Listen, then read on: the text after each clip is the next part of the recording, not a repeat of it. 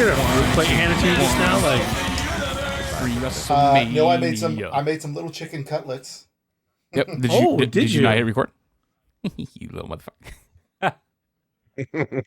Yeah, go ahead. Yeah, go now. Okay, I'm going now. What were now. you doing? You're just not fucking paying attention. Timestamp 24 seconds. I was staring at the fucking Hall of Fame. I'm going to turn it off. Sorry.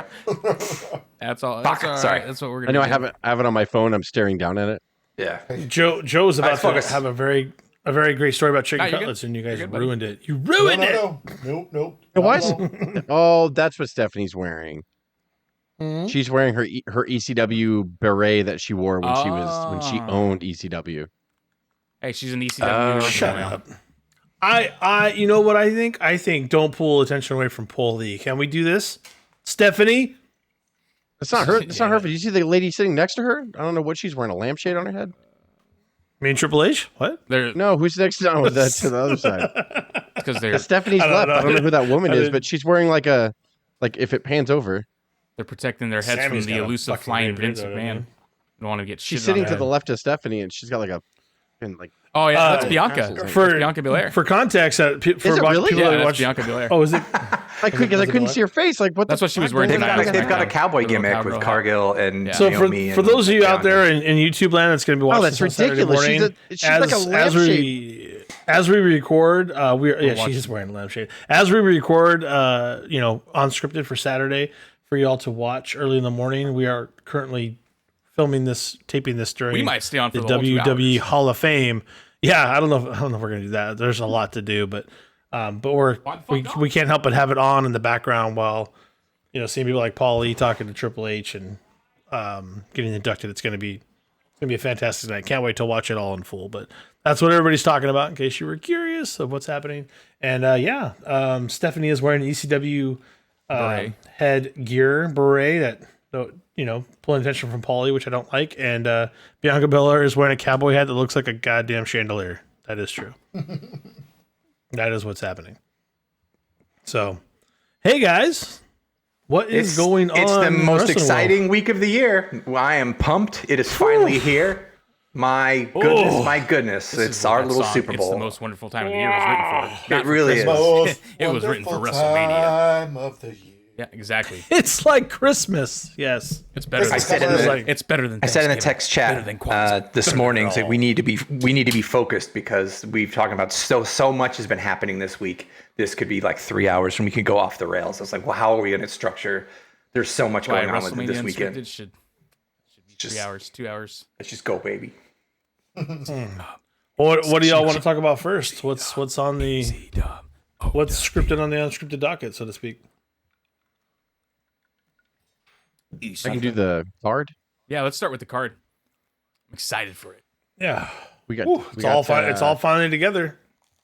I mean, I'm assuming that we all. Well, yeah. There's really no doubt who's the main event of night one.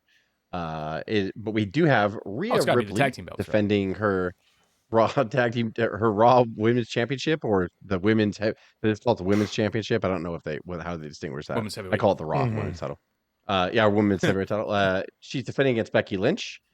Gunther is defending the Intercontinental Championship against Sami Zayn. So good. But they have that interesting little side thing where Chad Gable is like mentoring him. So I mean, to me, it's foreshadowing the turn, which they may not, because it makes it. Triple H is really good at making things seem obvious and they're not so obvious. So who knows, like what's going to happen? But Chad Gable, I look for him to get involved there, and it should be a good match anyway. I think Sammy's going to work great with Gunther, so I don't see a problem there. I mean, the thing about Sammy is he main evented last year's WrestleMania. He was saying this today during the WrestleMania kickoff. He had the best match 2 years ago with Johnny Knoxville, arguably, and the biggest surprise.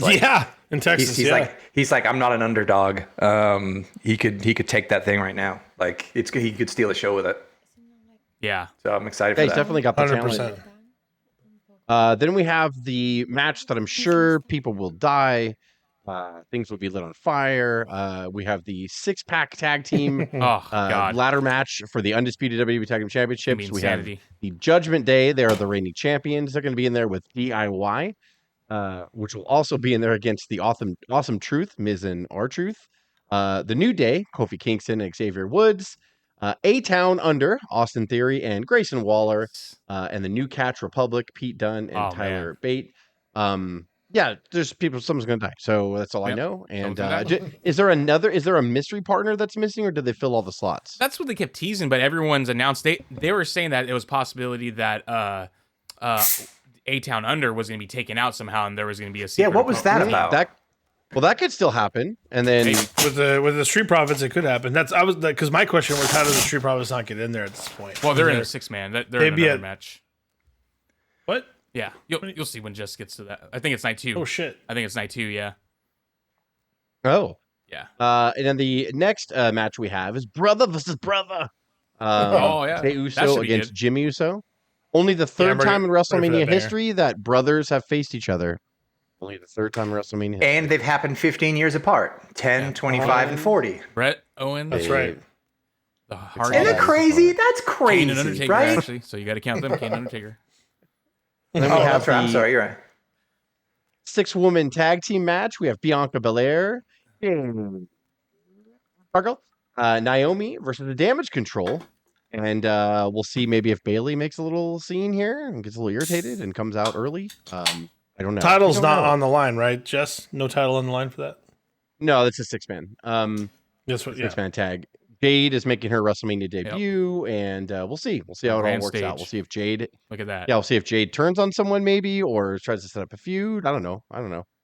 Let's see, because I don't know. I can't see it. I could also see it being like the opener and just get him up off the ass, and then having the faces go over and Jade have a good moment. Blah blah blah.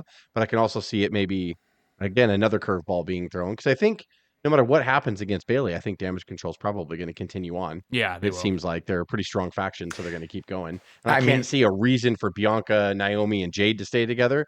So I'm thinking that maybe something might happen on that. Or like I said, it could just open up the show and gets everybody happy and all that good stuff. That could very well happen as well. I mean, Julie is in town, and if she's at WrestleMania, I think maybe just as a visitor, and maybe they would have hit her better if she's going to be, but who knows? But she can make an appearance. Somebody can Damage Control with her. Yeah. Then we have a tag team match. Rey Mysterio, and it's just announced that Andrade will be his tag team partner. They're taking on Santos Escobar, who I love, and Dirty Dom, who is kind of sort of siding with Santos's faction or whatever, and Judgment Day doesn't like that. Mm-hmm. They're kind of seeming like there's some kind of seeds where Dom wants to join another faction, maybe. Or something like that. That's been kind of thrown out there. It seems like they're planting a lot of seeds for after Mania. Oh, yeah. A lot of things will happen during Mania to continue on into the summer, which is kind of cool. And then the main event, or it'll open the show. I'm tossed up in the air on this one. The Rock and Roman Reigns against Cody Rhodes and Seth freaking Rollins. Like I said, could open the show or could close it. I don't know. So crazy. Yeah. But that's going to be a good one. And then, of course, if the Bloodline wins, then it is Bloodline Rules the next night for Cody versus Roman. If Cody and Seth win, no members of the Bloodline can interfere at all. So we'll see. Paulie, I hope you had that jacket taken out a little bit. He's trying to put on his old ECW jacket. Is it going to fit? The phone? Of course, that's not the original. That's not the original one. It's a real one. He's about 3 times the size. He's got his little headset on. I mean, I hate to say it, Joe. It's true. But it's true. On the cell phone. That's cool. Yep. He said, I think I broke this over the head of Sting. Steamboat knows this phone really well. That thing has been broken. It's been put back together a few times. You can tell. Rick Rude has made a few collect calls, if you catch my drift on this phone. Producers all cut it. All right. Night 2. That was night 1. Night 2 is going to be Seth freaking Rollins defending his world television titleship against Drew McIntyre, who, if Drew McIntyre wins, it's not a written stipulation, it's my stipulation, it will become the World Heavyweight Championship if Drew wins it. So I'm putting that stipulation on the match. You're an asshole. But the funny thing is about all of this, is I can, if Rock and Roman win, I still don't know what's going to happen. If Rock and Roman win, and then Cody loses the next night, I don't know what we're doing here anymore. I just don't. What are we doing? How can you stack the decks anymore against Cody, have him lose the tag night, and then lose the main event of the next night? I just can't see both happening. That's why I think they're winning. However, no matter what happens, we'll jump into it, but keep going. Yeah. No matter what happens, though, I still can't call the winner of Seth or Drew, because I think that can go either way. That's why I'm excited about that match, because I don't know. It's tied it could go everything. anywhere. Seth could Seth could defend his title and be just fine. And then when Punk comes back, it could be 3-way matches. It could be whatever. Yeah. Or Drew could win it, and it seems like Punk is set up for him. Or him, Seth, and Punk can do 3-way matches. I think Punk's on commentary for that match too. Yeah. Yes. He is. Yeah. So I can't pick a winner on that one. I mean, I know who I want to win, but I can't pick a winner on that one. I love Seth with that title, though. The what? I said I love Seth having that title. Like, I love the title itself too. The look of it the title looks great. It looks great on him. I'm liking. He's kind of he's doing a different thing with his wardrobe lately. It's not as like outlandish, but it's like still this kind of cool, whatever. It's like a little bit more stylish. It's a little bit more stylish. It's not as like crazy. It's like stupidly outlandish. It's not as puffy. That's all. It's not cartoony. Yeah. Yeah. And then we have the SmackDown Women's Championship. Io Sky defends her championship against Bayley. That should be. I'm looking for that to be a good match. I think that Bayley really good. Is super happy to be back in the title picture. You know, she was injured for a while. She came back with damage control a couple years ago.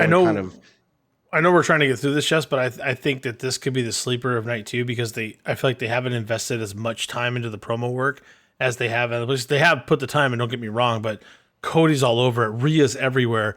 This match has the ability to be so good because we're not expecting much from it. I don't think Bayley's going to let this moment. I don't think Bayley's going to let this moment pass her by. I think she's ready for it. Io is an absolute star. We all know this. We've seen her in NXT. We've seen her in Japan. It's going to be a banger that no non-mark, if that makes sense. They're not going to expect it. If you're not a major WWE or a major wrestling fan, like we expect this to be good, and I think it'll pay off for us. We're really excited. But people that they haven't seen. They've seen it, and they've seen the rivalry of it, but they haven't seen it nearly as saturated as Cody and the Bloodline, as well as Rhea in her match. So I think that this has the potential to steal the show at night 2. That's gonna be that's my one call. Then we have a singles match, which I hope is a lot better than the terrible brawl they had today. LA Knight versus AJ Styles in the singles match. This is absolutely LA Knight. Did they get in the grass again? Sorry. No, they were at media day and they just kind of rolled around on chairs. It was kind of dangerous. And AJ Styles got a bloody nose, trying to fucking wrestle each other down and nobody stopped them. So it just went on forever. It was oddly quiet. Like the crowd was not even buzzing. They were just like, oh, and then like they were going up against the crowd, the media, and the media like wasn't backing up, so they hit them and knocked some of the media over. I'm like, this is just a. It didn't give me like it's a fight thing. I was like, okay, that's like, what they're trying to go. Somebody stop them. They tried it. Yeah, they're trying to make their moment, Joe. I feel like this match with AJ is just killing any sort of momentum that LA Knight had. He shouldn't be in a match with AJ Styles. He should be fighting. I think he should be fighting. He should be hearing that pop that he's getting. I was just thinking that, Joe. Pops. Yeah, I'm with you on that. I mean, I think this will be a stepping. Be great, but like if they wanted to like push LA Knight and kind of continue that like momentum and those pops that he was getting, they had to progress him in the storyline, and like having him essentially just a throwaway match with AJ for no apparent reason. He's going through that post Austin 316 promo fucking phase like Stone Cold did. Maybe. I think so too. If he doesn't have some kind of gold on him, Joe, by SummerSlam, I'm gonna seriously question what they're doing with him. Cody's losing. If he doesn't have gold by SummerSlam, because I knew he wasn't gonna have gold at WrestleMania, but SummerSlam. Sorry, go ahead, Jess. He needs that. And maybe that is the long term thing. Is like Triple H just feels like, you know what, we're not jobbing him out per se. So it's like, you know, because he's going to beat AJ Styles. AJ Styles doesn't win matches anymore ever. So like I think it's a totally. He just looks like the Macho Man. He looks great. He looks great. He's very angry. He looks like the Macho Man. He's just going crazy. He does. And I love AJ. I just think I don't know what to do with him anymore because like you got such a his redebut. Is he the new Shinsuke? He's the new Shinsuke. God damn it. He is actually. He's kind of going to be like a Shinsuke. Why don't you put Shinsuke and AJ together then? Like do something like that. Go have them take out some. No. I'm saying like get them to tag up. Like the enemy of my enemy is my friend, and get those guys to tag up down the line for the rest of the year, and have them just go destroy people. That'd be fucking fun. Because Shinsuke is losing every week too. It's like it's ridiculous. Sorry, Jess. Go ahead. Solo. I think it is good, and I'm thinking that I think it'll be a good match. It will be. It'll be really good. It'll be really. They have to have those matches on these cards here.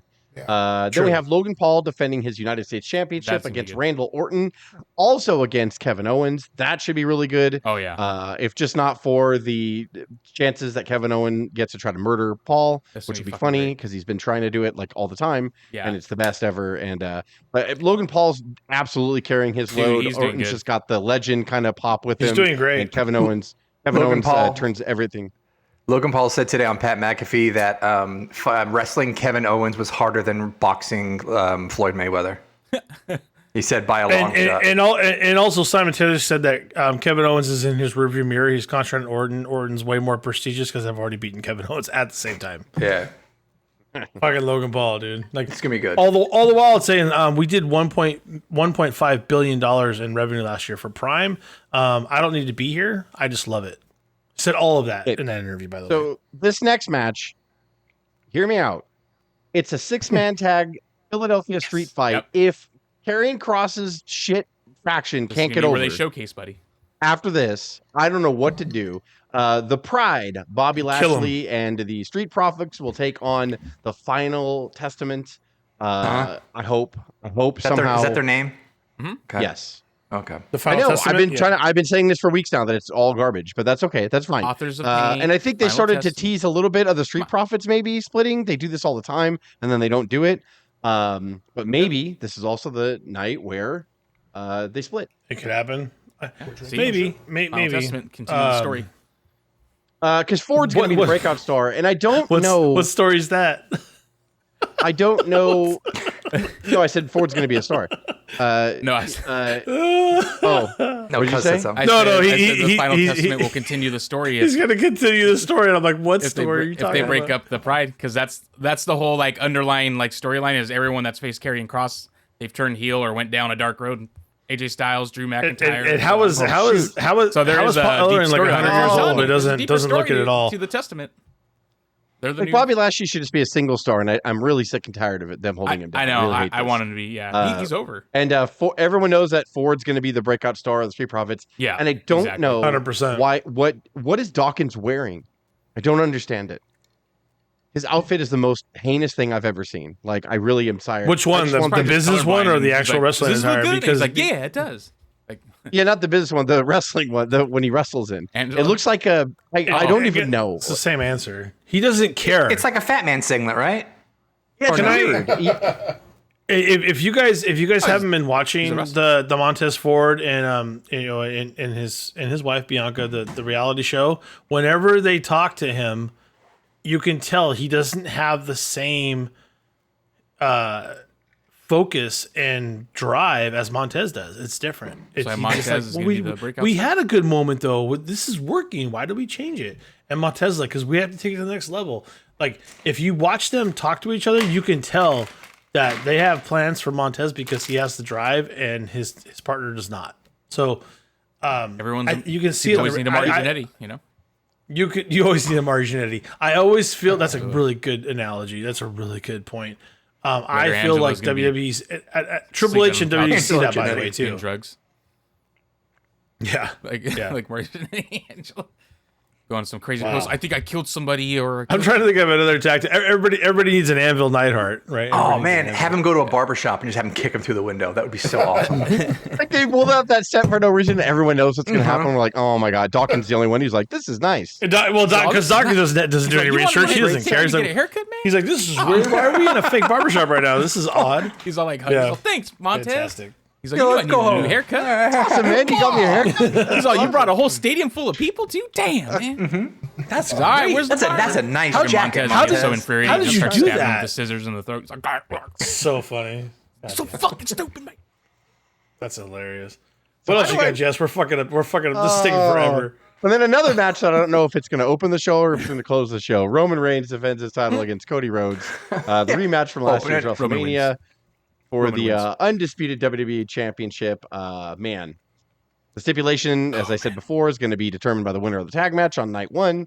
I think the good thing is we can't pick a winner. I think that's the best thing about all of this is like we really are guessing. We can try to do we've seen this before and we've seen this momentum before, we've seen this angle before. But the cool thing is know anything about anything like really going into this. Like, I have an It's extremely different. hard time just because I'll lay my prediction in because everybody's going to want to do it.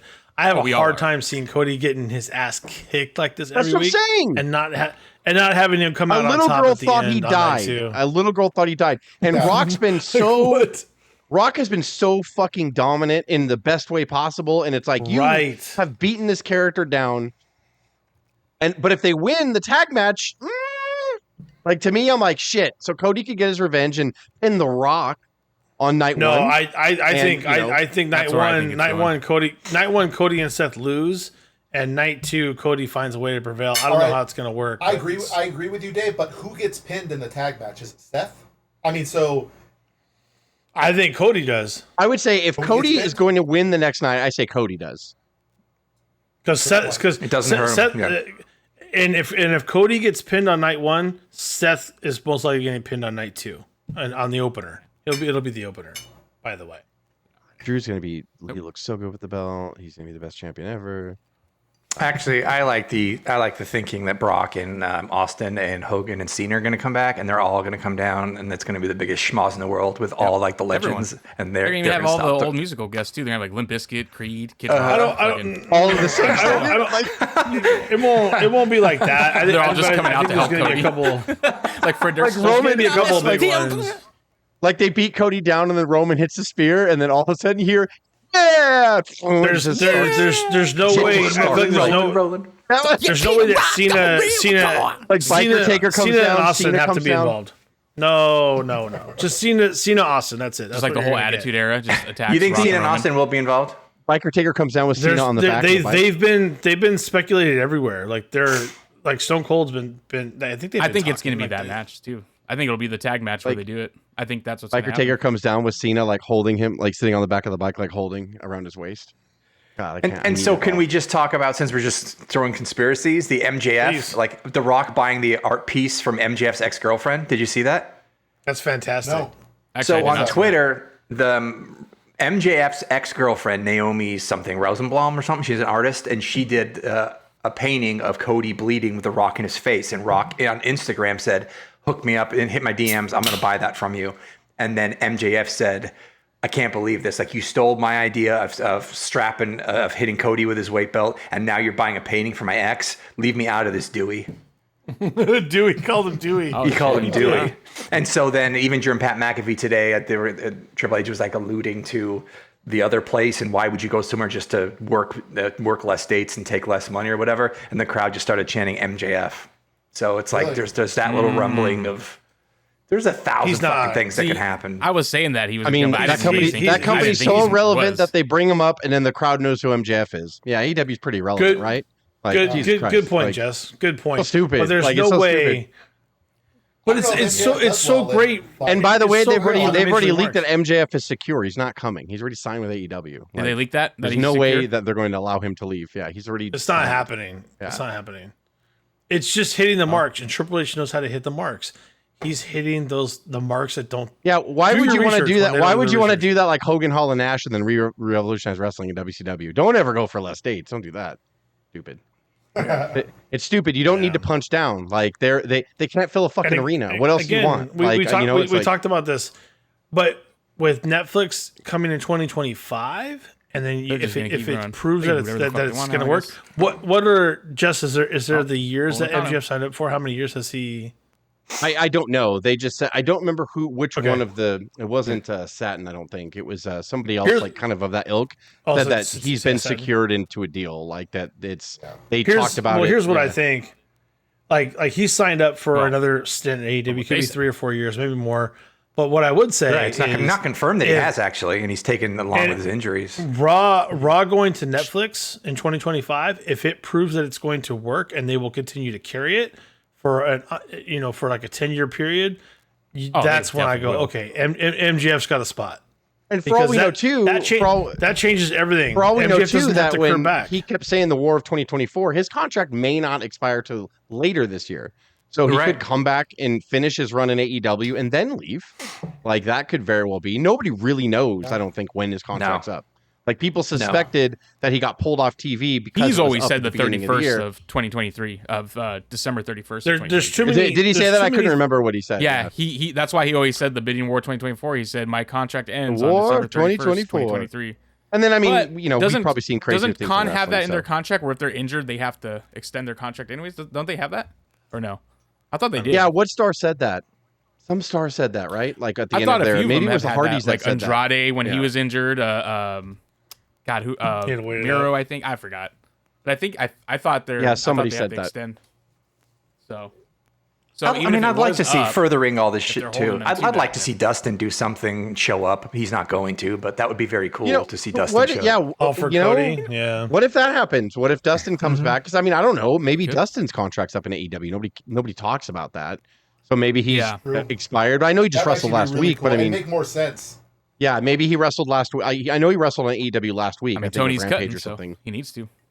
But Tony is cutting people, and the thing with Tony is that he's not putting them in a clause. He's letting them go wherever they want immediately.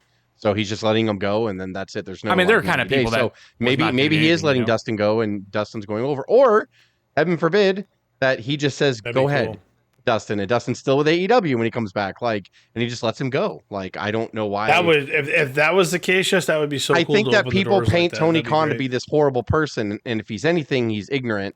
And he's more of a fan than anything, but I don't think he's a bad person. I think Tony Khan lets people out of their contract. He doesn't put clauses on them, and I don't think that he's a bad guy. He might be very ignorant. He might be making bad choices. Very ignorant, but I don't think that he's a terrible person. He's very goofy. He's a terrible person. He's a he's a fan. Terrible person. He's a clown. We call him Mark Out Smart, but you know who made that same mistake? Like 30 years ago was Vince with Lex He's kind Luger. of a bitch. He does the same shit. He does. I trust that you're coming back, right? And the next week, dude, Luger was on WCW television. Yeah, fuck, MJF could show up, right? Like crazier things have happened, like for sure. Yeah, sure. I didn't know all that, though, about the Rock. All I'm saying is everybody calls Tony a mark. Everybody calls Tony a mark. 30, 40 years ago, Vince was making the same mistakes. And the television was not nearly as good. We all know this. Cody could get pinned clean. Crying on Twitter either, like Tony Khan did. It could be a one-on-one match, and Cody could get pinned clean. Where it really kind of ruins it for him. Like I said, he's goofy. He makes bad choices for sure. But but I don't think he's a bad person. I don't know why anybody would ever categorize him as a bad person. I mean, he started a wrestling company that men and women have a second place to go and make a lot of money, not just indie money. They can make a lot of money. Hey, look at Tony Khan has been, but the things that he did to that woman, he took a dump on her head. And he trafficked that woman while doing a line of coke, While none of that's true. Don't say that. I would. Right now, we're still watching the Hall of Fame. Alundra Blaze is coming out. Alundra Blaze is coming out. Yes, she's coming out too, and Duke Volcano. And if someone doesn't German suplex somebody here, I don't know what we're doing. That's all I want is Medusa to German suplex. Medusa does not have the gear to German suplex. Like she never has a speech. They just start beating the shit out of each other like really bad. That'd be the best. That'd be great. Alundra looks like a completely different person every time I see her now. Like you give her 3 years and she's just looks like she's a completely different woman. Talk about like one of the women that has seen some shit and been through like a place where like most women wouldn't have survived. Like Jesus, man. Nope. Yeah. I mean, to be a woman a woman wrestler in the 90s and actually have been good and put on good quality. It was such a rare thing. Trailblazer, man. Trailblazer. Go to the 80s and you have Rock and Robin and Sherry, like those matches were terrible. Yeah.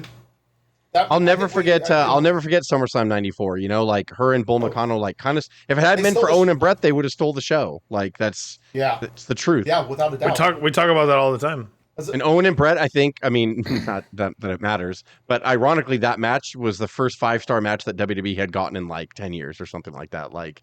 So it's like they had the unlucky time of being on a card with that. Yeah, I remember watching that, just going like, "Oh, too bad Vince didn't hire other people to put around Medusa and Bull Nakano to beef the women's division up. Like it was just them feuding, and it was good for like 6 months, and then it stopped. And then it just fizzled, and then they did, discontinue the title. Well, I think the hard part about that is there's nothing around them in a ladies' division to help procure it and send it to another to the next level of the story. After them, what was it? What was there? To your point, And I think that's the hard part. Well, I think there was probably stuff there, just nobody was looking. I have Sunny. I agree with that, Joe.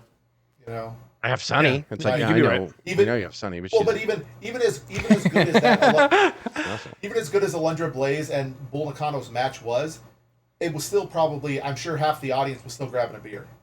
Yeah, that's unfortunate. because they didn't know. Yeah, they're just like, well, But they didn't know. yeah. There's like, women's match. They're bringing out the midgets after.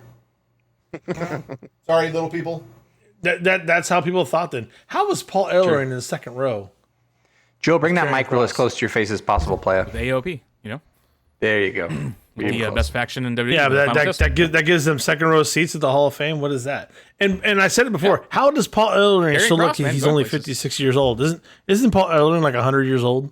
It's about. There was a If point. you could There was see- a point where there was a point where he always looked 57 years old, and then he just stayed there. Yeah. Yeah, when he was 25. Now he's at 107. In 1986, he looked like he was Like when he retired, He when he looked like he was retired, you know, when he 55. cut, he shaved his hair off or whatever because actually he used to wrestle.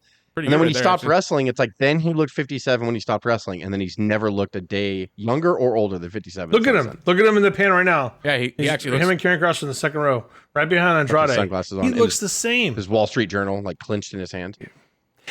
Do we want to touch on the amazingness? I know Cuz wants to talk a little bit about the NXT Stand and Deliver tomorrow, which is going to be fuck, I sold forgot out. about That's Yeah, I that gotta find a Is way it to going to be catch in the that. same arena as SmackDown? I don't think so, right? Or It is. I think it is, is yeah. it? Oh my god, dude, that crowd is going to be insane for that. Yeah.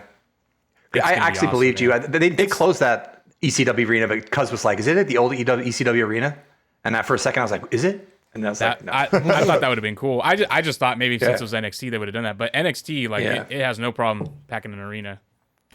yeah. I mean alright. that All their PLEs. that, so that far arena have. holds what 2,000 people.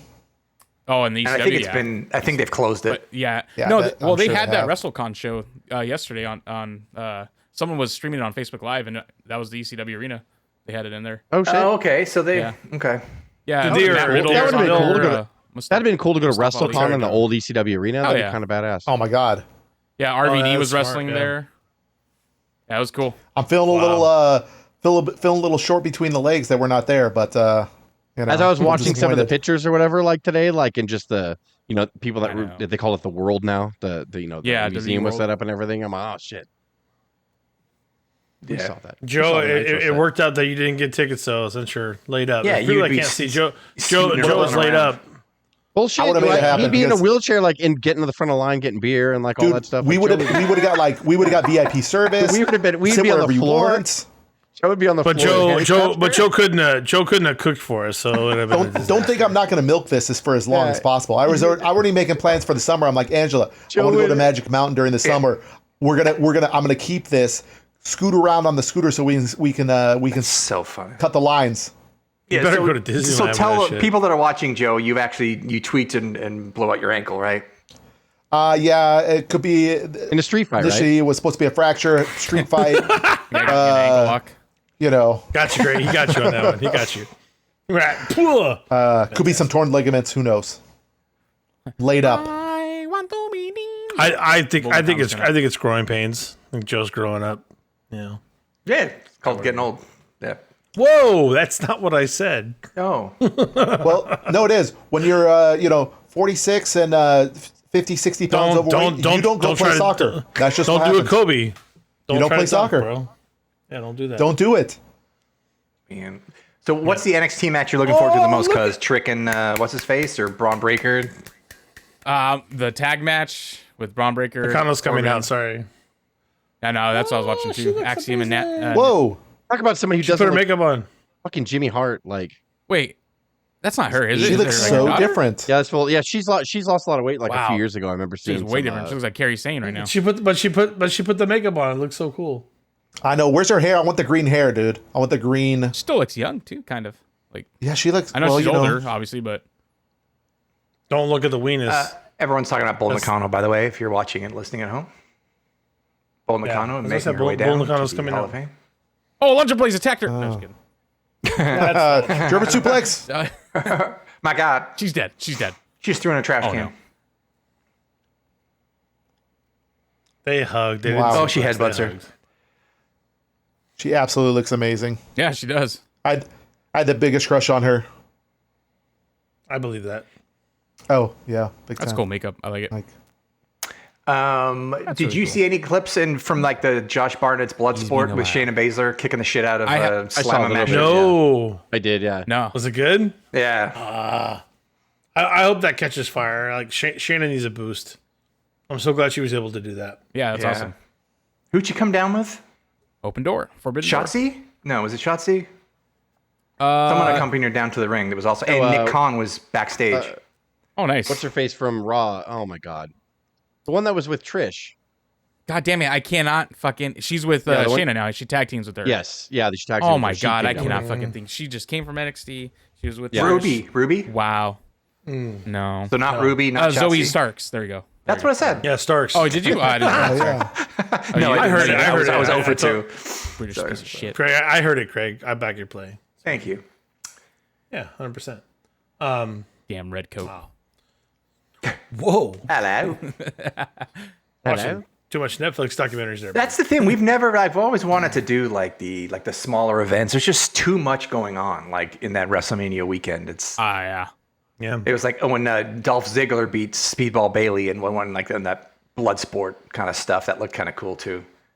Did that zigzag and then choked him out. Yeah, so I didn't get to see any of that. Damn it. Is it? Yeah. Oh, yeah. It was. They probably had it on pay-per-view, right? Or Fight TV or whatever. I think Fight or Triller, one of those. I forget. Yeah. GCW has that whole host of stuff all weekend from the I Big think they Gate said Brunch to Bloodsport. WWE executives were going to be there too, right? Or something? WBA. Ooh. Oh, well, Yeah, 'cause WWE. I Well, think you they're- did say Nick Khan was back there, right? Yeah. Was back there. Because Tony Khan's TV deal is coming up apparently, and he said I probably shouldn't say when, but it's coming up very soon. He'll be. That's not going to be an issue. Like, hopefully, it's a bidding war. Honestly, And when's Ring of Honor Supercard is tonight, too? I think it is. Yeah, tonight, usually it's Fridays of Mania weekend. Yeah, there's just so much going on. I can't keep up with all of it. Nice. This is What if Nick Khan trying does to a shift spot off and a he's, little like, bit, amazing? but did you guys hear? Like Nick Khan does a run in did on you the guys hear- show and just fucking does a Hurricane Rana and like Canadian Destroyer, JC. and then gets into a out and Bloodsport match. fixes his tie and just walks out, like, and that's it. That was a He just gets in a blood sport match. He unbuttons slowly. He has like scars. It's like, it's like tattoos and stuff. Like he's part of the badass. Yakuza or something. yeah. he just beats the fucking shit out of crazy. someone and then gets dressed slowly and leaves. Yeah. Got blood on his And fist. then I will be the first to say that I've never heard of Blue Panther, but tonight Bryan Danielson wrestles Blue Panther, who is his favorite wrestler of all time, for his CMLL in Mexico, and it's his dream that's match. right. And I think Blue Panther's like 60-something Cool. years old, but he was always his favorite, and it's his dream tonight. So I'm awesome. like, I'll be interested to see if Danielson loses to a 65-year-old man. Danielson Danielson injures himself again right before Osprey breaks his. Oh, foot. that's he can't. You're absolutely right, Jess. Like, he's all fuck. hey, bro, you lost to Blue fucking Panther, didn't you? Well, you. I sense a lot of fucking, a lot of dragon screws coming in, like a lot of 65-year-old man. It's all I can do. Suicida planchas and Hurricane Ranas. You don't deserve to breathe my fucking hair, bro. Do you? Bruv. At that point, if he Bruh. loses to a How you do it? 62-year-old Blue Panther. Did you guys catch that comment from Jay Cardell? She did an interview recently this week, and they asked why she made the move. There's a lot of interesting tangents to it, but the one that was most interesting to me was her she interview. said, I don't have a lot of time to watch a company grow. I'm 31. First of all, did any of you think she was 31? I didn't know how old she was. I was like, actually. I never. Yeah, I never. I didn't know. I assumed that she was I was thought maybe 20s. early mid 20s. Yeah. Because she's in phenomenal shape. She's 31 years old. And it was kind of rough because she said like most people want to see women come in and then move on. I thought that was rough. Probably a true statement, but it was hard to hear. Didn't like that because I think I'm judging myself at this point. Like, you suck now, get out. But she made a good point. I don't have time to watch a company develop. And then she said something at the end about if you just look at the two organizations and their head structures, it is what it is. She definitely kind of put herself out on a stance on that, and I thought it was very interesting. She was still very professional about it, but she made it very well known that it wasn't like they don't know what they're doing, but they're still finding their way, which isn't. We've all agreed like you got to figure it out, right? Well, everybody, I think everybody agrees what Tony Khan should have done with her is make her undefeated for a year. Oh, that's what he did. So he made her the top women's star, and she had to leave because she was the number one star. Got it. She was 31, and I don't have time to sit around in a start company. I got to be in the top. I'm like, 31's not old, and I'm glad you're here. You look like a star, but I don't know why. Like, he pushed you as the number one women's star. Yeah, maybe he was trying to build structure. Maybe he was trying to build that wretched women's division that he has around her and start something. But instead, I got to go. I don't have time to be waiting around here. Well, he kept her off TV for a while. I don't know what happened after she. I think he was trying to get her to I think he was trying to get her to resign, and she wouldn't commit to resigning. I think was the whole thing. So then that's when he brought her back out, and then she lost the TBS championship, and then she was done after that.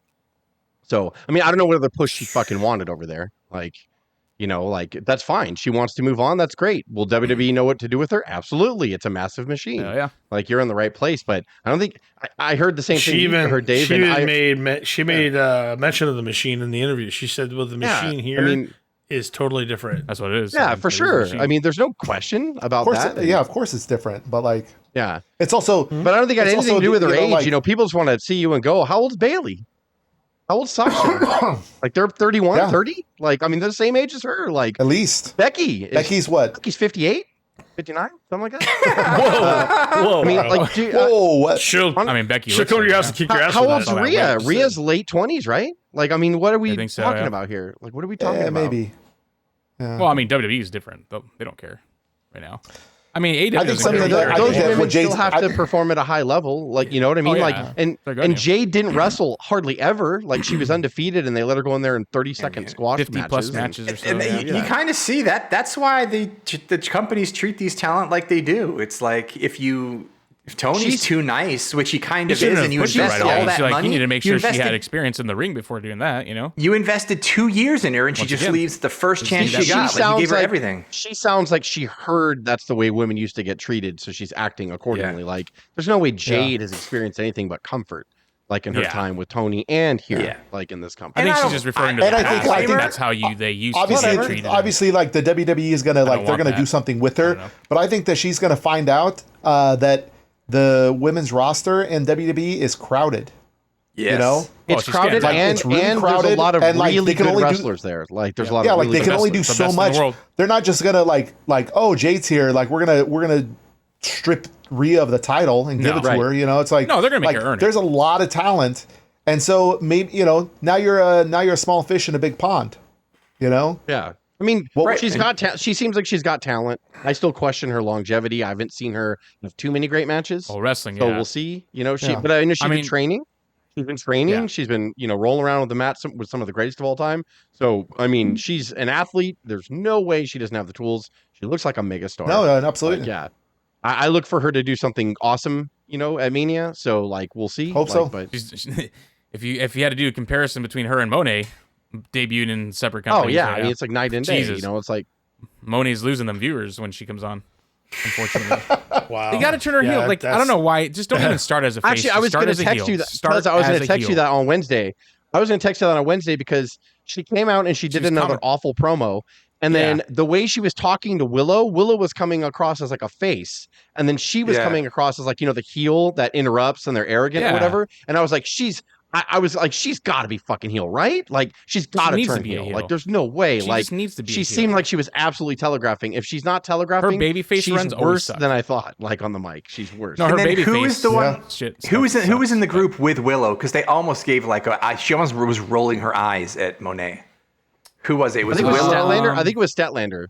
Statlander hangs out with her. I forgot. And there was one more person, I think. I think they gave each other a look like this fucking bitch. It was very, very funny. I was like. So I felt, and then she walks down to the ring for no reason. I was like, "Where are you going? You were talking back there. Like, why are you going down there?" Like, it's wandering. It's she's going around the ring. She's having a hot dog in the concession stand. CEO. She's all just waving, like wandering through the crowd. Hot dog, mouthful of hot dog. CEO. Even like during the Osprey match on the next segment, she's just wandering in the back, like on the top stand, like she's just walking. So we all feel she's not going to make it. For no reason. Mona's not going to make it. It doesn't seem like it. It she really has to doesn't be a seem heel. like She needs to be a heel. It's got to be a heel. That's unfortunate. She's never believable as a babyface. Her babyface rans never lasted long in WWE. If she turns heel and then gets a faction with her or whatever, I think that would be cool and that would work. Like, okay, quick segue. Yeah. Rhea's right next to Charlotte, who she beat for the title like over a year and 4 days ago in the stands. Like that's okay. Come on, guys, get with it. Can you put them in different chairs? Jesus. So is Rock's grandma going to be the show, Dave? Fucking. Yeah, that's telling stories. Kayfabe is dead, Dave. Worry about it. Kayfabe's dead, Dave. I know. I won't worry about it. Kayfabe's dead. Harley, shut up. That story's dead. Can we talk about a story that hasn't died yet? Oh shit. Oh, fuck, I forgot Ali's going in. That's cool. There you go. Can you talk about... Oh, is he going to be there? Talk about... Whoa. Oh, my God. Nice. Whoa, that's a bit much. He's not going to... No. Is he not... They'll bring the coffin right out. Okay. See, now what are we... See, so who went too far? Yeah. I think it was Craig. Yeah. I think it was Craig, and I just said it home. So, okay. Welcome to our new segment. Welcome to our new segment. I was just watching Weekend at Bernie's, so. You went too far. We're going to play clips between Dave and Craig. I hate to be that guy, but I'm going to take it too far right now because we probably don't want to touch on this, but I'm gonna because I'm terrible. I want to talk about Ronda Rousey's comments. About was it who was the Drew Gulak? How is it on every new interview she's finding a way to make me not like her more? And I know how is it on every interview she finds something new to be like, and then this happened too. It depends. I mean, for some of the stuff context, that she said, it's like okay, Ronda Rousey. For context, right? Sounds like she's complaining. Yeah, Ronda Rousey, for context, accused Drew Gulak of grabbing her drawstring and basically pulling it, almost ripping it out of her pants as they were talking and conversing, whatever. And he went later and according to her, and said, "Oh, I'm so sorry. I didn't think that was going to be a problem. I apologize because she made a big deal about it and this and that."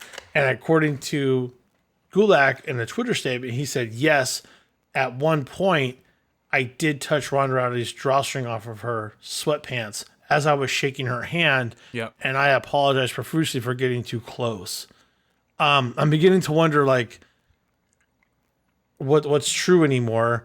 And it sounds like... So I actually forgot about that story of all things. Say, I saw another clip, Dave, before we went live here. I saw another clip of her just complaining about like their treatment and something about how she was the greatest women's fighter of all times, and all this stuff was wrong with her when she went against Holly Holmes, and she conveniently left out Nunez, how Nunez beat the shit out of her on the second fight, which further said you're out of touch and you're not good anymore. You're done. But yeah, she's just kept making excuses about Holly Holm. My mouthpiece was wrong. I think it was one of the things she said. My mouthpiece was wrong. And then she said, I got a concussion before the fight. I fell downstairs and hit the back of my head. So I wasn't right. So when she hit me the first time, I was out on my feet. I was like, well, you were out on your feet because she figured you out and she hit you a lot. That's why you're out on your feet. Like, there was no other reason why. And then she's like, so I had one more fight or whatever, and I didn't know I was still concussed. And then when I went in there against Amanda, I took the first shot and I was out on my feet again. I was like, right, because she caught you clean. Because you can't box. Like, Jesus Christ, Ronda. Like, just say hey man, I was running out of gas. I'd been running hard for a long time. I was in Strike Force, and then Dana finally hired me over, and and I blazed a trail or whatever. And then the women got better, which is what everyone should do. Like, instead of her saying that and being humble, she's like, something that my mouthpiece was wrong, and I was gassy. I fell on the stairs. I fell on the stairs and I farted, and then like that was horrible, and so I didn't like that. I'm thinking, and I didn't know what to do. I was just thinking of Fight Club. I took that headshot just so I could get out of there. With the Drew Gulak thing, if you just compare those stories, he sounds like he's full of shit, because the way she said he came over and grabbed her drawstring, think about Ronda's shorter than him, right? And so she's standing in a hallway, and he comes up and probably was dicking and clowning around, grabbed her drawstring on her sweats and went, and did something like that. And she's like, what the fuck? And then he thought he was being funny. His stance was, I went up, I saw her and a bunch of girls standing in the hallway, which so both stories check out where it comes to that, because she was standing out in the hallway waiting for the writer's room to open up so she can go talk to Triple H about a story. Right. And then so Drew comes up. Drew says, I went to shake her hand, because everybody, when we go to shake our hands with someone shorter, we start way down and we drag our hand up their waist and grab their drawstring and then shake their hand. That doesn't make any fucking sense. Like, so when he gave his story, I'm like, that makes no sense, Drew. Like, you shouldn't have said anything. You should have said, that didn't happen the way she said it. I went to say hi to her and her friends in the hallway, and we were all in close quarters, and my hand draped up against her drawstring. You can say that, and that makes sense. But instead, it's like I went to shake her hand, and I dipped it way down south and came on up with the drawstring. Like, why? Like, that makes no sense. Like, that doesn't make any sense. I didn't see that Twitter tickled response her down like there a that. little bit. I saw more. I was trying to grab something else, but I came up with the drawstring. And when he went to shake her hand, he caught her drawstring and pulled it. I'm like, that makes no sense. Like, why would why would you put your hand down on her waistline level to shake someone's hand? It makes perfect sense. Yeah. So like, I mean, if you listen to those two stories, it sounds like he was just being silly, that he was going up and messing with them, thought he was too friendly with her, didn't realize that it would bother her, and I'm not saying she did not have a right to be irritated. Like, she's why would you do that to Rhonda? First of all, if you didn't know Rhonda, I wouldn't go up and be like, hey, what are we doing here, Rhonda? She'd be like, get off. You get your arm broken. Yeah, she killed me. So I don't. That too.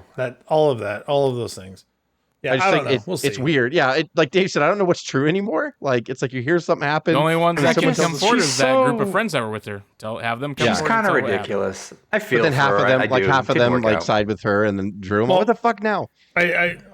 Well, the hard part about the whole thing is that the stuff with Vince and his, I don't even know what I'm just going to call her the plaintiff at this point. You're starting to see more things come out where she's written like these epitaphs of love to him, but Rhonda jumped on that bandwagon pretty quick, and it's like, okay, because of the Vince stuff coming out, you're going to come out with your book at the same time. Like the timing was not the timing couldn't have been timing, if that makes sense. Like the timing was deliberate. And now you're starting to see this stuff come out where it doesn't sound like it was just Vince dominating. It does sound like somebody was in love. I'm not saying what he did was right either way. The guy's supposed to be married still, all those things. I get it.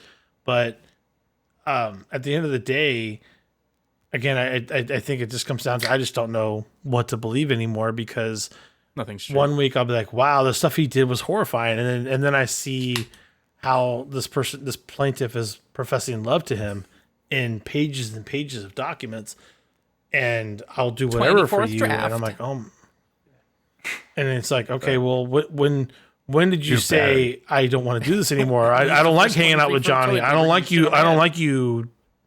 Yeah, I don't like you pooping on me. I don't like it when Johnny comes into the game. I don't like this. I mean, I just, and then Rhonda's like, someone touched my drawstring. Like, can we just it's all like chaotic now. We're hearing all these crazy stories. I'm like, what's happening? Like, what is going on? It's nuts. It's absolutely insane. Hogan gets on a podcast. He's like, when I first met Andre, brother, my hand got caught in his drawstring. I'm like, see, it is common, I guess. He didn't have a drawstring. He just has. He had the one suspender on one side. When it turned out it wasn't a drawstring. It was just a huge schlong that I accidentally grabbed. It turns out he just got out of the shower and I didn't know, and my hand got caught in it. I flipped his schlong up, and sorry, brother. And then I heard no baby oil on that. No baby oil. Caught on the second giant, brother. If you catch my drift, I'm like, no, I don't at all. I don't know. I don't know how you got in that situation. I was reaching for the shampoo, and then it turns out he's so much taller. That was his. Looks like an elephant trunk holding a soccer ball. Isn't the truth somewhere? The truth is somewhere in the middle of the whole thing. And I still thought it was one of those shampoo dispensers, so I was just kind of. And then I thought it was just empty. I shook it. I thought it was the shower head. And finally, some shampoo came out. I thought it was one of those shower heads you had to pump the water out. Undertaker and right after that is when my hair started falling out, though. So it was weird. No, that's the Muhammad Ali's wife or mother or something. Yeah, never mind. It's because I saw her walking by Rikishi and all the Bloodline people, so I was like, oh, yeah. I forgot we're still on Muhammad Ali. Yeah. Sorry. You thought she was newest member of the Bloodline. Ron Polynesian, I'm just kidding, or whatever they are. I don't know. Oh, she just did Simone Spike. She did. Wow. Solos go down again for the third. Maybe it is. She just Maybe it doesn't look like. Oh, they're bringing out the casket. She emulates like Ali's, like she just jabs and right hooks Undertaker, like just like Ali did. He's I bet his wife buries Inoki for and then that, as Undertaker's falling, 15 rounds. As Undertaker fell down, he got his hand caught on her drawstring. Falling. Oh no! Oh no! So it can happen. No. The wife of Muhammad Ali. It's innocent. Nothing happened. Oh no! I'm trying to say nothing happened. That's what I'm trying to say. Oh, Undertaker's grabbing his drawstring. It is very strange though. Like the first Mania where you're not supposed to say the McMahon word, and there's no Vince at all. I think Vince. It's amazing how quick he's erased. Vince always told everybody anyway not to say his name anyway in Hall of Fame speeches, so it's like he's getting his way. No, I know, but I'm just in general this weekend and on the run up, just like this is the first Mania without him. So it's definitely where so he's like, it's so weird. He is not a person to be spoken of in any context. I mean, he wasn't really there last year, but like Shane was. Yeah. Yeah. Classic moment, but it's it's how quick you can be erased, right? Like he's ultimate say in every single decision, and how quick he's just like, done. And that's the machine, right? It's like, it just keeps on going. Yeah, Dave, what we're talking about, this is the first Mania that like Vince, obviously no one's really saying his name or word. You don't hear anything about him, and it's actually like it's never missed a beat. Like it doesn't matter. Thank God. Thank God. Yeah. It must suck to be him at home. He's in like, a crazy way, though, I'm not. This has nothing to do with like defending him, but like in a crazy way, like defend him. It's fine. He's got to look at this and just go, so it can live without me. And in a way, he's just like, because I made it that way. Like I worked hard for 40 fucking years, like to get this product, like this to be taken like this, a silly wrestling product, like is now this monster, like that's generating billions of dollars, and like it's crazy to me, like. That's attracting internet stars to come and partake. And now professional wrestling is cool again. It is cool again. It's fucking cooler than ever. It could be cooler. Yeah. It might even be cooler than the Attitude Era. I don't know about the Wars, but you're close. I don't know about that, but like... It's better. I think the allure, but it's better. I think it's just different. Yeah, the allure of the Wars. I don't think I'll ever feel that way again, because like the excitement of, especially when they both got good for a while, and like I really legitly was flipping back, freaking out because I'm like, I don't know what to do anymore. I mean, I'd always record one, but I wanted to watch them both live, so we'd be flipping back and forth, and Craig would come over, Dave would come over sometimes, and Joe was down, he would come over, and we're freaking the fuck out. I'm like, I don't know what channel if I can put it on. So I put one TV on one in one room and one on the other, and we just run back and forth. Like, I don't think I'll ever feel that way. Or I never have that again. Jess, did you set up last channel? Did you set up channel swap, Jess? Yeah, it's crazy. Like I'll never feel that way again. And all the big names on both shows. And but for what it is now, for only one show in town, basically, and all that stuff, like it's as good as it has been in at least 15 years, 20 years. I mean, the product is better than it's been in a really long time. The product is probably better than it's been ever. Realistically, I mean, they have the best wrestlers. We're going into Mania, and there's no Dino Bravo versus Hercules match. No, there's no Beefcake versus Greg the Hammer Valentine match. That's insane against those guys, but like, I mean, I miss them. I really want it. I want Greg and those like a 6 or 7 8 minute matches were just like, hurry up and get it over with. Joe, realistically, almost every match on the card this year is going to be probably pretty good.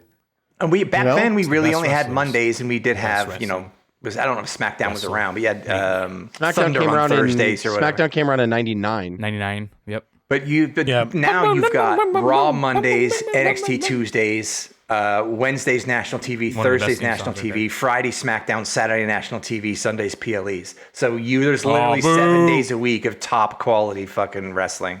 Whereas, Joe, the only thing I have to say to you, Joe, is how dare you dog the final boss is coming out. Was the Rock coming out? Sorry. Yeah, they're booing him. Or Hercules, I don't know. For that matter.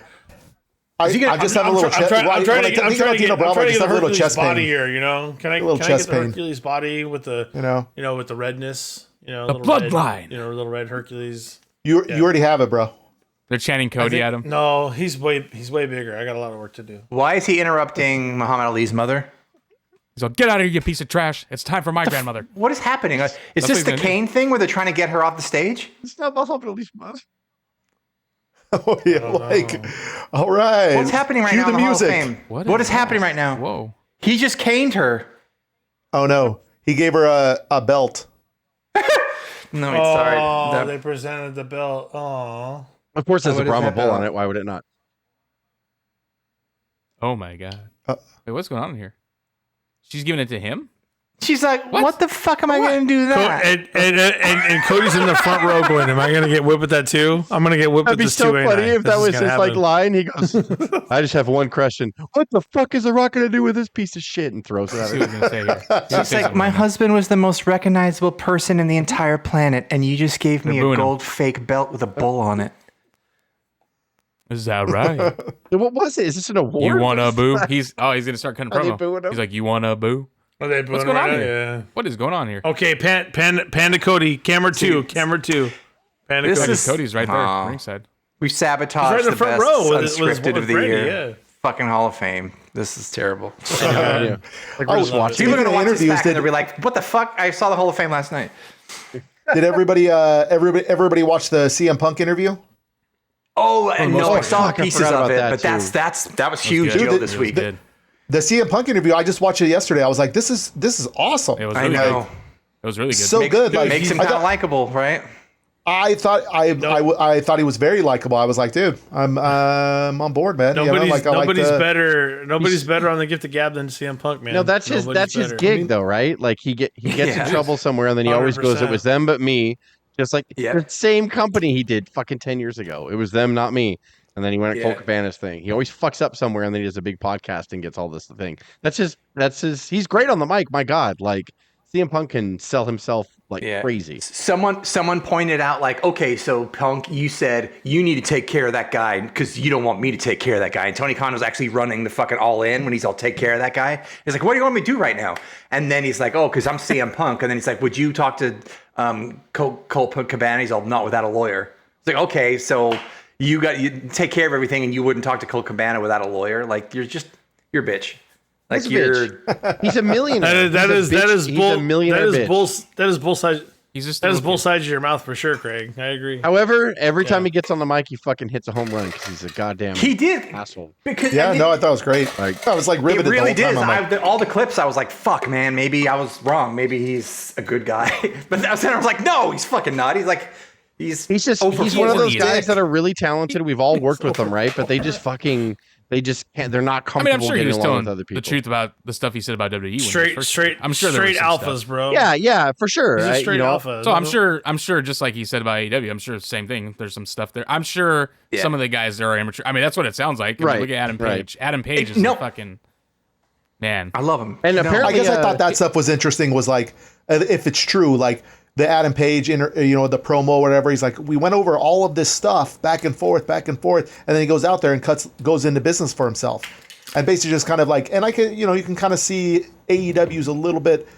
Because Tony, I think it just is a little bit of illumination into why AEW is probably having the troubles that it is. Yes, is that exactly Tony Khan does not run it. He is a fan first. Yes. And a bit like he doesn't run. I'm not saying you have to run with an iron fist like Vince, but at some point you have to keep. gotta take You leadership. do have to keep everybody in line. and if you Yes. can't do that know? yourself, then you need to hire someone below you that can do And that then you have for to hire Yeah, somebody- and give them and you the do ability need people to in the do that. locker room Yeah. to. You got but all the also do veterans need there people that in the you locker could room want that for it. are that are above the locker room drama. He's the opposite. Like what Bruce and JR both say all the time on their podcast was, especially with JR when JR was head of talent relations, like Vince would be like, you tell that motherfucker I said go fuck himself and fuck you and fuck that. And then Bruce and Jim Ross are like, okay. And they know how to speak Vince, so they go and translate that and they go, can I talk to you for a second?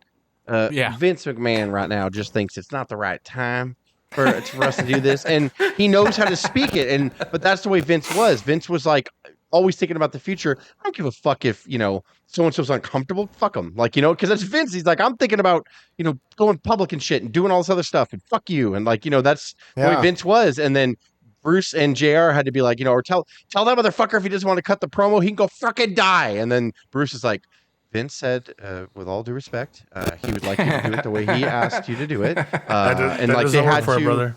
Yeah, they had to like speak Vince like, but Tony needs the opposite. Tony's to like give everybody what they want, and then but he needs someone below him to go no, and he needs to go back to the talent this heavy and be like, listen, Tony needs you to do it this way. That's what we want you to do, and then that person needs to have levity, and Tony cannot undercut them in front of anybody else either. It's that person is going to be the person that speaks for Tony, and I think he needs to figure that out quick. And if he doesn't, it is going to be a problem. I mean, he'll keep pumping money to it. Like you have half the locker room that treat it. I'm sure it is super cliquey over there. I'm sure it is very like WCW 96, 97, or 98, where it's like they're little mini factions in the locker room, and they all treat it like it's an indie show that like, oh, they can kind of do whatever they want, whatever they're on, and it's like, no, this is they're interfering with the business. What do you want? And like, you want to make it big, or you don't want? Yeah. You don't want to.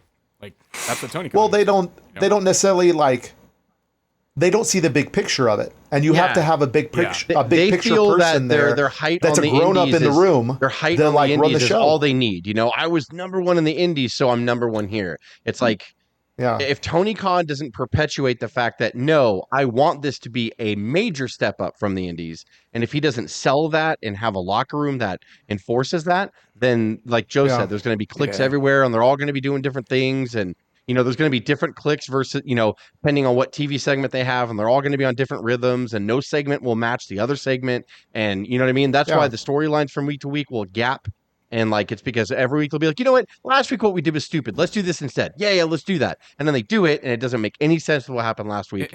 That's what's happening right now. Like, it just feels like everyone's there to collect the big paycheck and be like, well, let's just fucking get this paycheck until the wheels fall off. The whole show is built around spots. It's not storytelling, and I love AEW. I love watching the matches. They're fantastic. But like, it feels like just a spot fest. That's for the whole. But the show is set up that way as well. And so, to your point, Jess, people are like, "Oh, I don't like what I did last week. I'm going to completely change what I was doing because the crowd." It's like when we were in high school and doing theater or whatever, and it's like if you hear, like you were doing a comedy. And after a while, like the joke isn't funny anymore because you've said it 200 times. But you have to go out and say it the exact same way. That crowd because when the audience, because that crowd hasn't seen it, and so it's the consistency of it, and so for them, they're like, oh, I'm bored with what I'm doing. Who fucking cares if you're bored? The audience is not bored. The audience has not caught up with you yet. Well, and the acts that have shown any kind of like movement or whatever, besides the names like CM Punk and the big names he got from WWF, which will get a reaction because they were there for so long in the machine for so long getting advertised.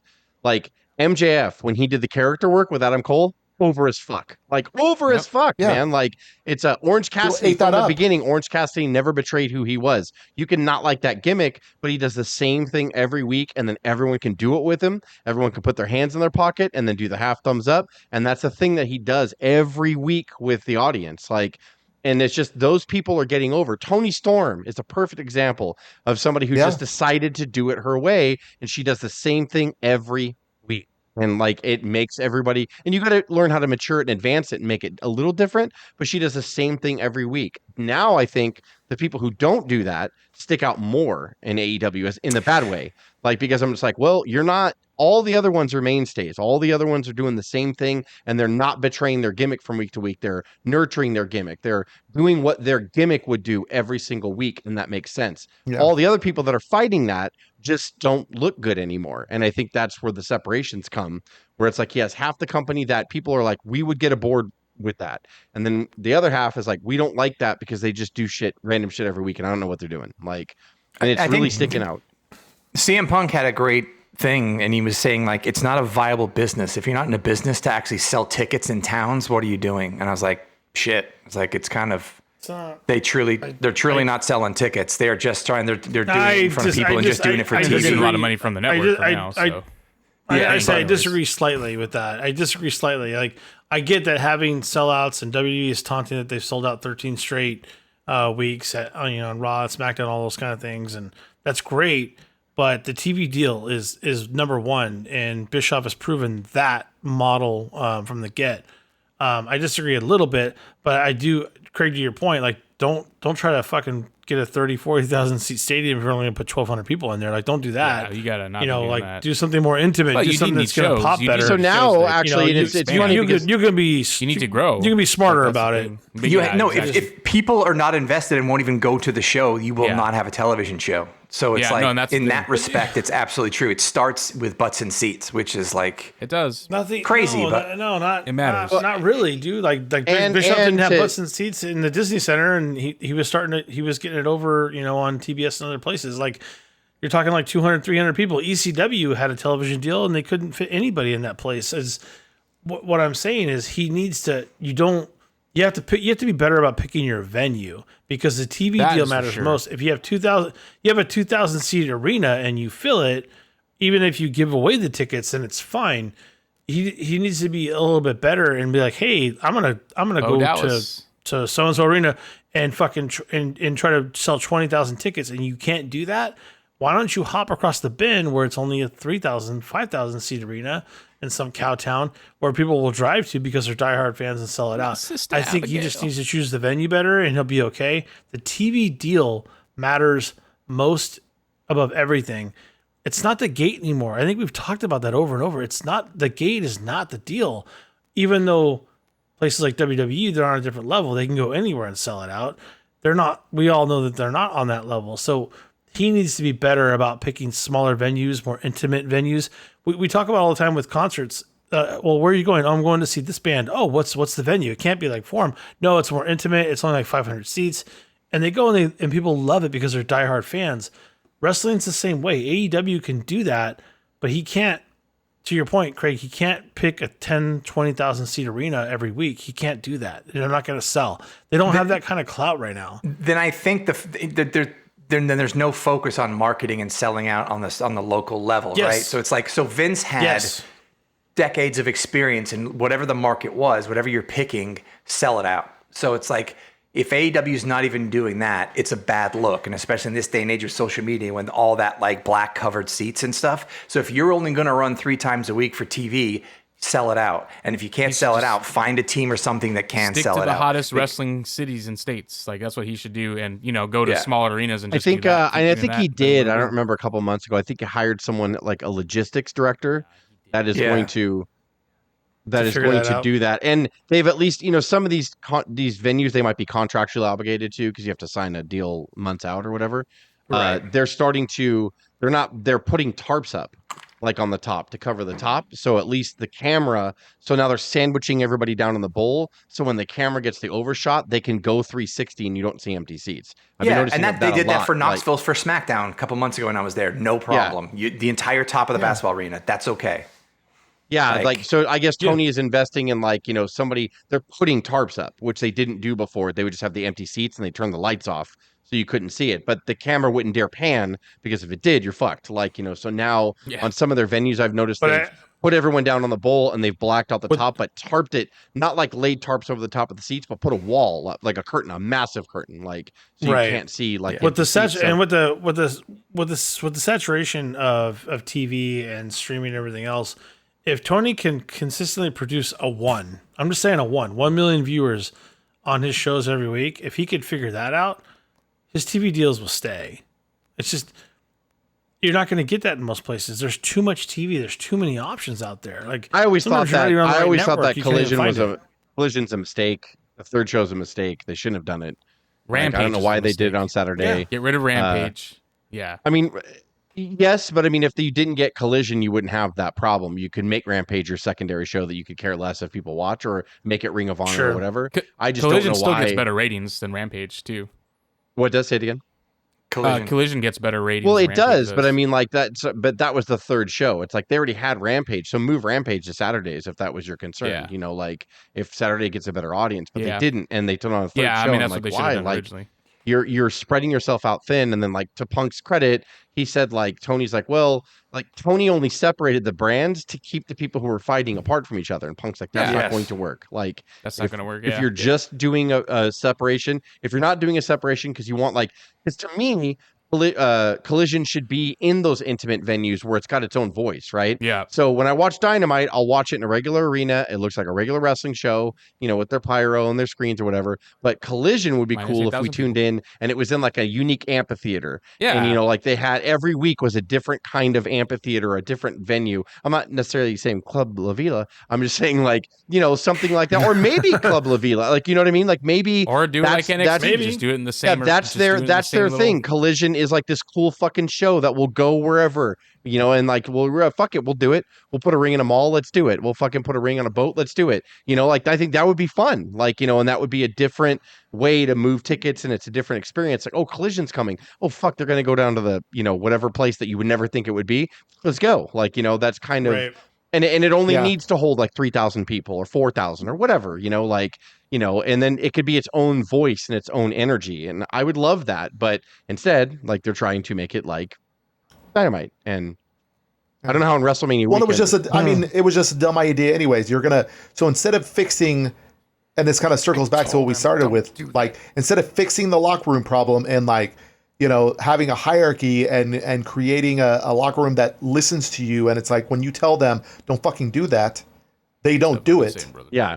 Instead of doing that, I'm going to create an entire another television show just to keep everybody separated until the PLEs when I got to bring them all together. I'm going to put all the ex-WWF guys there that don't want to be here. And then he's going to leave you anyway. So Tony Khan will eventually learn all these lessons and be like, I need to stop being a fucking nice guy and rule a little more iron fist or what have you. And I think Vince probably learned it the hard way too and tried to have his kids from you put up the ring and you do the snack bar first. Like Stephanie, I think even Shane was like, never let the talent know how important they are. Like it's true because look at fucking Tony Khan's being fucking spun circles around him. Like, and I don't defend billionaires.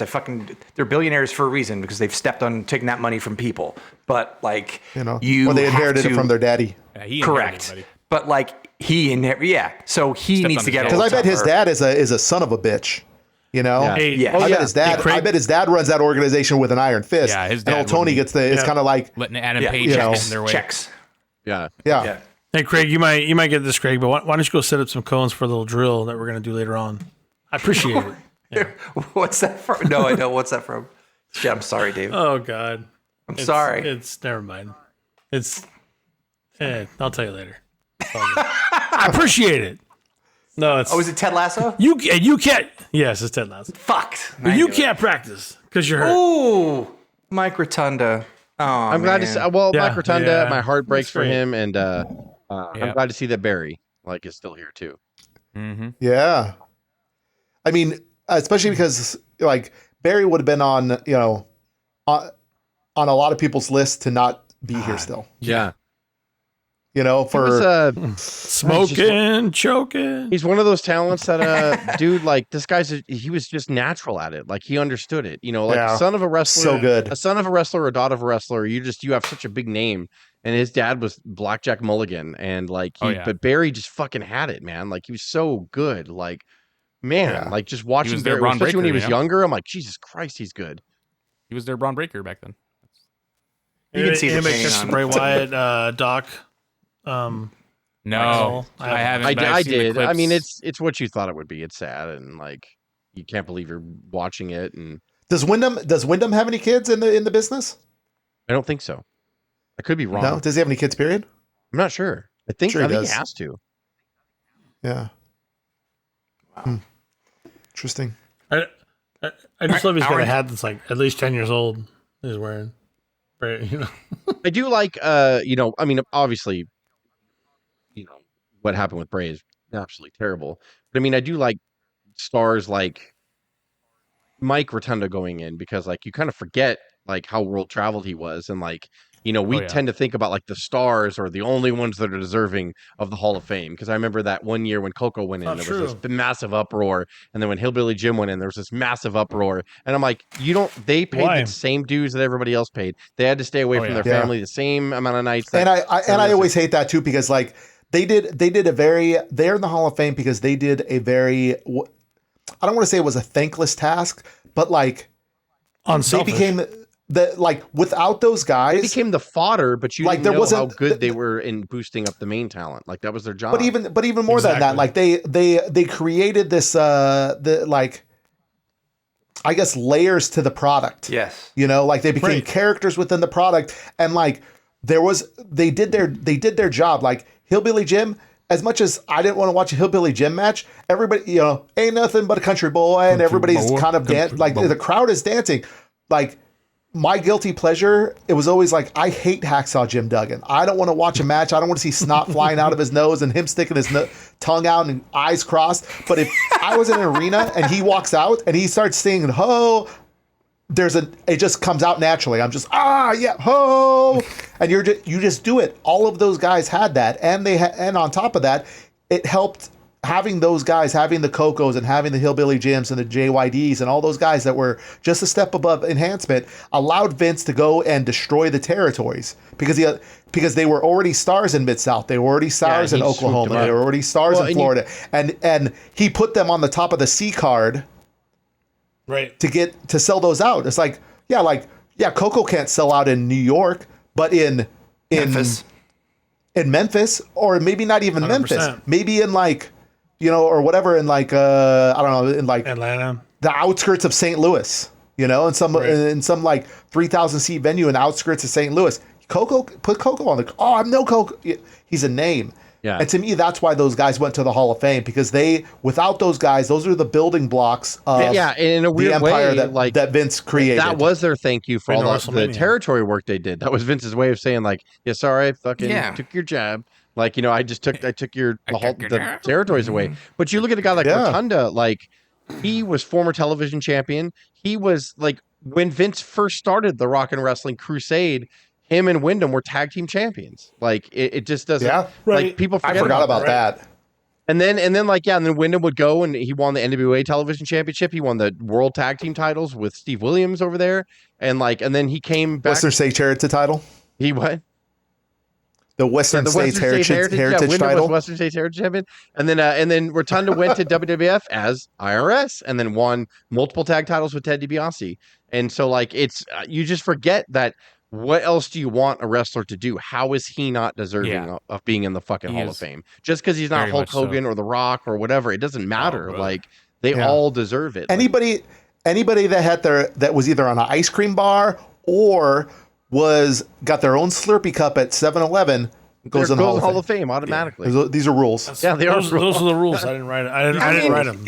Exactly to your like. So it's a complete. As much as competitive is for the spot that you have, it's a complete team sport because it's not based on whether you win or lose. It's based on how you all play together or whatever, and in making crazy. Did you make a guy? If you made a guy, you did your job. So the Cocos, the Jakes, without them, there were no Big John Studs, there were no Bundys, there were no Earthquakes that rose to the top that eventually invested in for you to pay your money to have Hogan beat him. So it's like Earthquake had to squash Coco, and then Tito Santana, and then so-and-so. I think Vince's biggest achievement. That's a great point. I think Vince's biggest achievement, besides the production, like foresight that he had and the camera angles and all that stuff, I think Vince's biggest achievement was finally getting everybody. And I know it was hard pulling them from the territories because they still had that, like, I'm really a tough guy kind of attitude. And a lot of them were froggy. He had to deal with some of the most roughest personalities in wrestling ever. Like, and he made them see that you're all playing a part, by the way. I don't think they really knew that in the territories because there was just a hierarchy and a stepladder, and then you would just move on to another territory. But when Vince got everybody together, he's like, I need you all to see that I have my star of my movie, and you're not changing my mind on who my star is. My star is this guy. And then, but you're all supporting players. If you play that role well, you're going to be taken care of forever. You're going to be like Highlander, bro. There can only be one. And I think that was Vince's biggest achievement, was taking all these big fish in little ponds, putting them all in this big ocean and being like, you all need to understand, and having one decision maker, not a panel. It's like every ignorant person that comes up to us, you like wrestling, you know it's fake, right? Vince actually had to look at all the professionals and be like, you know this shit's fake, right? Okay, so you're gonna do what I want, like, or you're not gonna get fucking paid. You can go try to work for Crockett, they're dying. You can go work for Vern, he's fucking done. Like, so, or you can shut up and understand what you do here. He's dead. That's He's right, dying. bushwhackers. Do that with your arm. That's right. Like, and he had to tell these people, shut up. You're fucking actors. Like, and then they were like, Sheep herders like, are actually brutal. They're brutal, and in it takes a territories. while. They It were took a long horrifying. time for Vince to do that, right? But you got to figure, like, by the Attitude Era, people just kind of knew. And yes, it was competitive, to Craig's point, which is funny. They're all fighting for their individual spot, but then they all get in the same room. They're like, "How can I help you out, man?" Like, it's so weird. Right. Like, it's such a we crazy, have to like, do this together. Yeah, like, it's so weird. But in the Attitude Era, they were still competitive, but they all kind of knew who they were, like in the Attitude Era. So it was a different. Vince kind of transformed them to that, and then it changed in the Ruthless Aggression, and then it changed in the PG, and then now it's this total, like, they all know they're just fucking performers. And I don't want to say just as in like to dismiss them, but I mean, like, they know what they are now. Don't get me wrong. Egos will get heated. I still think the Bushwhackers are the greatest transformation ever. No one's trying to stretch anybody in the ring to like prove that they're better than the other person. It's all known now. They're all never did. McAfee show. They're like, all fucking, I'll break your leg, and it's like, why would you do that? That's so stupid. It's really crazy. We all need to make money. Like, that's the dumbest thing you could have ever said. Why would you break somebody's leg? Yeah, like you think about it. Back then in the 80s, it was they're not serious though, man. That could actually happen. But then, like, but yeah, now it's like, can you believe the fucking Iron Sheik like thought he was going to? Oh, the patella did. Vern offered to pay the Iron Sheik to break Hogan's leg. That's crazy. Like, imagine being smartened up. Like, I don't know if it's true, but like when you hear wrestlers talk about, I wasn't smartened up until I was in the ring in my first match. I was like, well, that's fucking stupid. Like, how on earth? Yeah. But they're all just trying to kayfabe it, right? And then Vince just slowly broke that bullshit down. I mean, you still have the older stars like Hogan just going like, no, man, Andre was really a giant, and he really tore my pectoral muscles. Yeah, Which, speaking of that, I think I told you guys, Cody said on an interview this week, he didn't know he was losing to Roman last year at Mania until as soon as Roman hit the spear, and then they heard like, "Go home and you're losing." Is that true? That's crazy. I don't There's no think way that that's true. if it is true, I don't think it's. I think it's very different than what the old version 50 years ago was like with that. I think that was very political. I think, like the end of a movie, sometimes the director will do a test screen, like Aliens Romulus is going to release later this year. They did 2 test audiences. One saw a completely different ending than the other. But the story stayed the same throughout, but they did it on purpose because they want people to leak it and be like, no, that's not what fucking happened. They're like, no, I watched it. They're gonna be like, no, I watched it. And then they want that kind of like talk, like, well, what ending is better? And then they're gonna decipher which ending is finally gonna make the final cut to come out. And I think that's what could have been. Roman and Cody knew that there was multiple endings. They were ready for those multiple endings. And when either the ref got a signal or something happened, they knew they got a signal where it's like, okay, it's going this way. Like, and I believe that could have very well happened. Like, because I get it, because they didn't want the ending to leak, and with internet now, and Wrestling Observer, Brian Alvarez was on the floor of WrestleMania last year. Like, he bought floor seats, so it's like they're not going to let anything get out that they didn't want to get out with their biggest storyline that they've had since the Mega Powers explode. Technically, So it's like I think Craig, to your point, like I think it's a more modern version of that happening. I think it's like it's a very safe way. If you look at the finish, though, it's way too smooth. I could see them knowing before a curtain or knowing a day before, but right at that moment, I don't see because you get the thumb, you get the spear, and it's so smooth. Like it's completely. There's no way it was like right at that moment. I just don't believe that. I just putting in the day of. New Day's inducting. I forgot Thunderbolt Patterson's fucking going in. That's pretty amazing, actually. Yeah. With the did you? By the way, I don't know if everyone. I got distracted. Mike Rotunda, did you see him do the Fireflies, and the whole stadium did the Fireflies? Yes. That was fucking powerful. I wanted to see the audio. I had to ignore that because I want to watch it later and probably cry. Yeah. Big E. Yeah, I might cry a little bit. Will are. I forgot. Big E's back. Look at him. Yep. Guess who's back? Oh, hey, Jack JBL, watch out.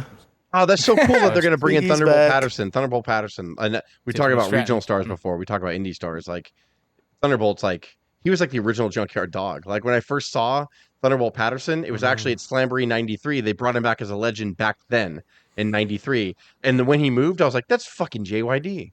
Like that's everybody gets influenced by somebody else, And like when I saw Thunderbolt, I was like, that's where Junkyard Dog got his movements from. It's like identical. Ghetto Blaster. Like they had the same charisma. They were weird, and with Stephanie.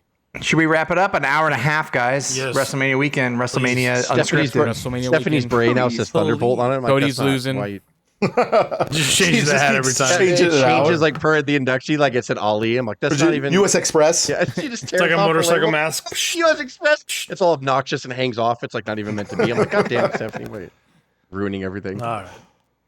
All right, Hey, Craig, where are we gonna see everybody? At the matches in Philadelphia. There you go. Yeah. All right. Get ready for Philadelphia. Get ready for the best Flying wrestling. out tomorrow. And And